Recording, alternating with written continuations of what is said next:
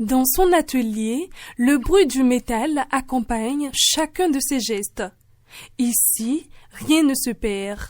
Les matériaux délaissés deviennent le point de départ d'une nouvelle création.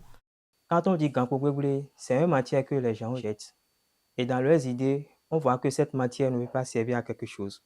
Alors moi, en tant qu'un artiste, j'ai fait les récupérations de cette matière pour créer quelque chose avec ça. C'est juste pour montrer à tout le monde que ce qui est gâté, on peut encore le récupérer, il peut vivre.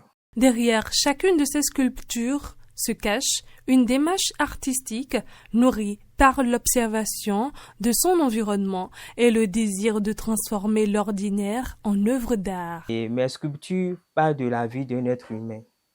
Les difficultés que tout un chacun de nous reçoit sur le chemin de la réussite. Donc, c'est cette difficulté-là qui m'a poussé à réaliser mes sculptures.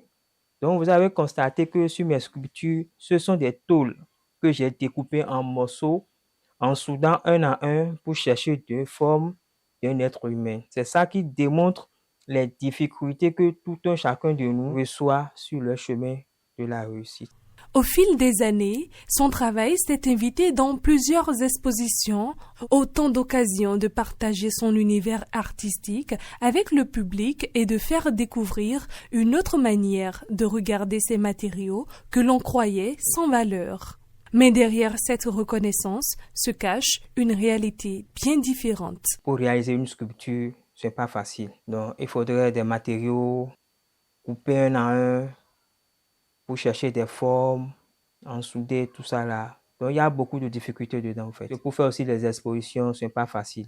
Malgré les obstacles, Marius Chiapé continue de donner une seconde vie au métal. À travers chacune de ses sculptures, il prouve que la valeur d'une œuvre ne dépend pas de la matière dont elle est faite, mais du regard et de l'imagination de celui qui la façonne.